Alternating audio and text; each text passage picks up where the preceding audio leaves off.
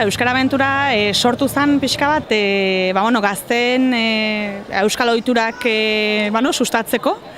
Eta zergatik gaude Tolosan, Euskal Herriari azkenen 7 probintziatatik pasatzen nahi geha, 7 hiriburuetatik, eta iruditzen zegun, herri politia eta nire bertakoa izan da, Tolosan gelitu behar genula eta ekintza desberdinak egin, eta bi gau gelituko geha hemen, Laskoran ikastolan. Ikusten dugu kuadria handia bildu zaretela, gutxi gora bera, zenbat neska mutil?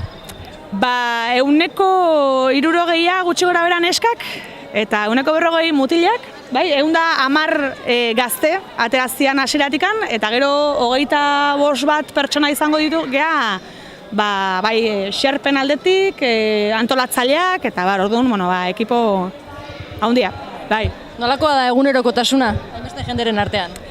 Lehenengo astea egiasan zaila, azkenen jende asko muitza beti dalako zaila eta dinamikak hartzea, egunerokotasuna zaila izan da, eta gero egunero ordu desente ibili behar izan dituztelako, baina ja dagoeneko Ekuadorrea pasata daukagu, eta orain ja espedizioa bakarrik doa, bakoitzak bere lana eta eginkizuna garbi dauka, eta orain ja hau dijoa bakarrik. 16 ondamazki huia alde batetik bestea, eta nolakoa da egunerokotasuna?